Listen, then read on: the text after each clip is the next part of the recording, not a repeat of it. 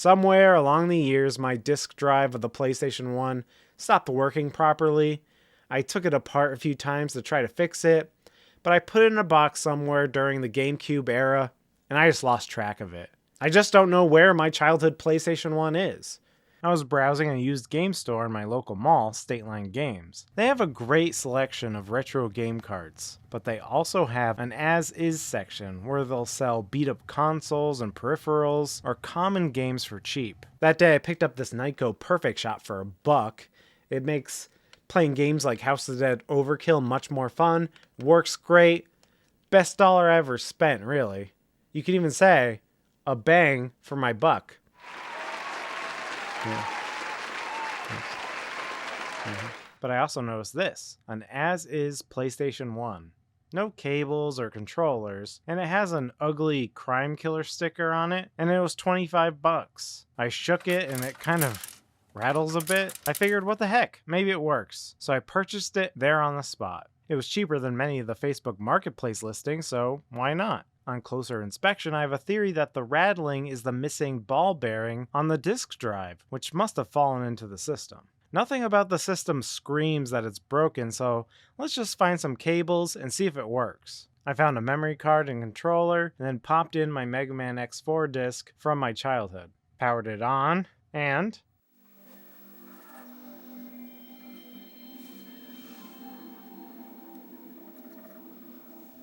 is there anything more satisfying than the startup drone? GameCube might be a close second for satisfying startup jingles. It looks like the game starts up, the controller port works, runs perfectly. So I guess the only reason it's sold as is the ugly crime killer sticker they didn't care to remove.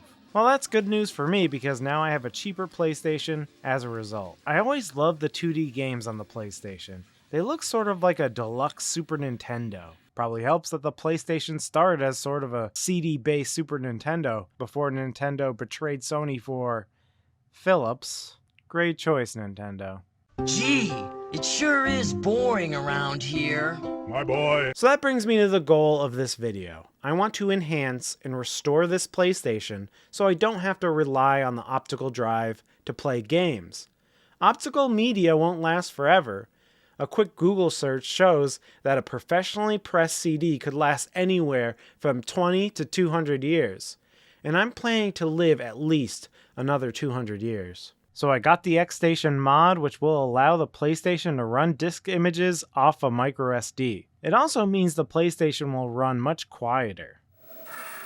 Not only that, after a moderate amount of playtime, the internal power supply was causing the PlayStation to run hot. So I got a Pico power supply to replace it. I got both products from gametech.us. And I'll have a link to the specific products in the description below. The xStation packaging definitely tickles my member berries, with its faux jewel case design. Inside the box you have two QSBs, one for the 5500 model PlayStations, and one for the 1000 model PlayStations. The model number on the back of this used one is 5501. Make sure you have a compatible model number PlayStation before purchasing the xStation. In this case, I'll be using this QSB for the install. Now it's time to get my hands dirty and hopefully not wreck a perfectly working PlayStation. I removed all the screws on the bottom of the system and removed the top cover, unplugged the disc laser, and chucked it into a nearby river. We won't be needing that. Then I removed the screws from the metal shield and carefully took it off. Underneath I found one source of the rattle, which looks to be part of a jewel case and black plastic possibly belonging to the fragmented disc holder thing. Removed all the screws from the board and took that out as well, and found the other source of the rattle, which was indeed the missing ball bearing from the disk drive. Mystery solved. You line up this part of the QSB with this large solder blob. And when you do that, you can see that all the connections naturally line up with specific spots on the board that you need to solder. However, you'll notice two spots that are covered with solder resist on my version of the board. I'll need to scratch off those specific vias so I can actually solder. Using a X-Acto knife, I carefully scraped off those vias until the shiny metal was exposed. Then I went over to the leftmost one and scraped off that one as well. I put the QSB back into place using that big soldering blob as a starting point and making sure all the connections lined up properly across the QSB. I hit that blob with a little flux from a flux marker and soldered that blob onto its connection on the QSB, freezing it into place. I went over to the via that I scraped off before and hit it with a flux marker, then tapped it with my soldering iron loaded up with solder. And there,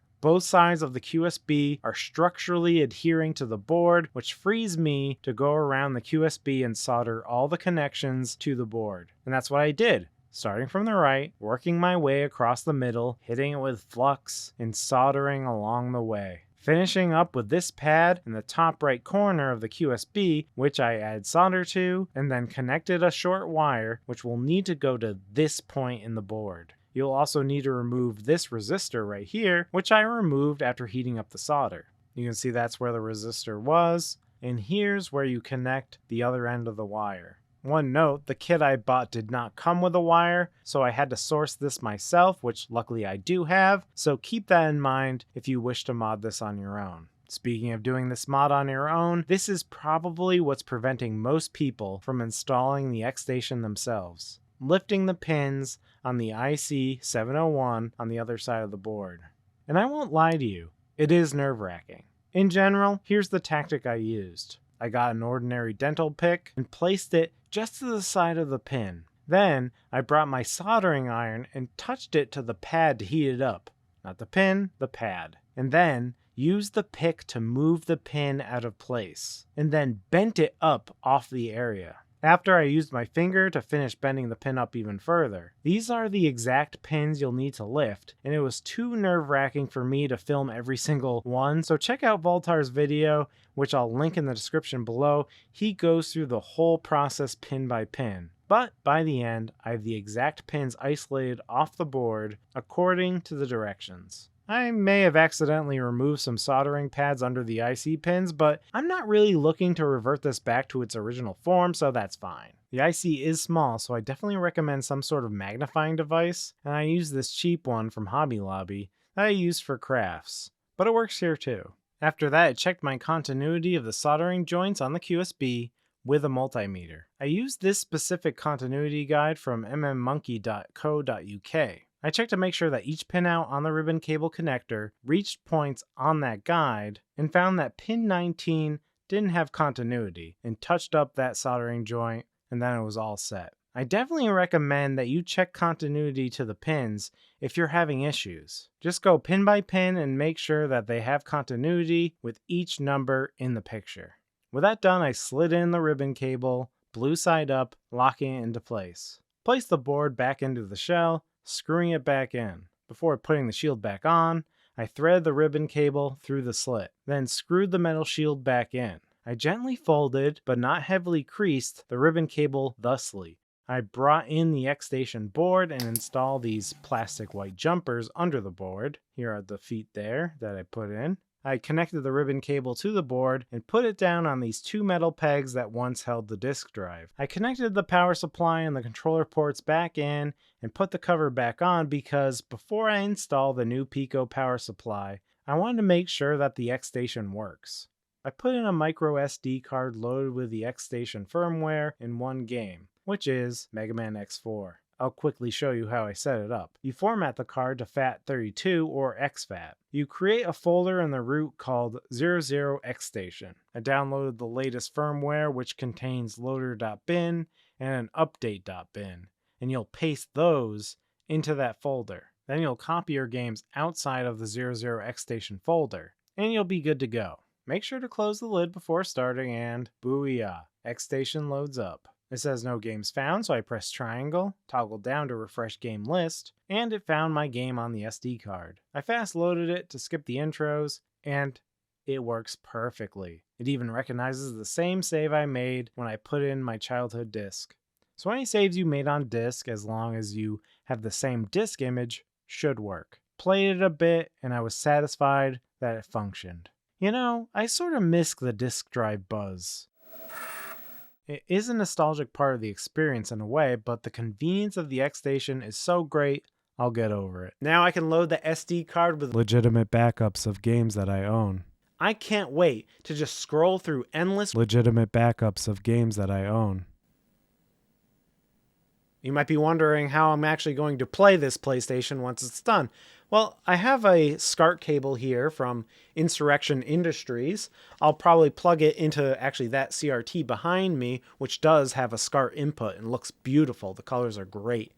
Or I'll plug it into an RGB upscaler, like the FrameMeister, to a modern TV. Now that I know that it works, I loosened the screws on the power supply, took out the power supply, slid in the new Pico power supply, connecting the wire with a 3D printed insert, sliding that connector into the case as well. I bought a Meanwell 12 volt 5 amp 60 watt power brick. That was recommended by the seller of the power supply, and I'll have a link to that Amazon listing in the description below. There's just one more thing to deal with, this Crime Killer sticker. I don't want it there. So I took the upper empty case and soaked it in some hot water for a few minutes. Then I took a plastic putty knife as to not scratch the case and gently scraped the sticker off. I scraped it until all the sticker was visually gone, but you can still see some sticky residue on there. So I sprayed a dash of Goo Gone onto a cloth. I wiped the case until it was squeaky clean. I didn't overdo it with the Goo Gone, just in case that damages the case in some way, so I tried not to use too much. Then I washed off the excess Goo Gone. Once all clean and completely bone dry, I finally put the top cover on and screwed in the case screws.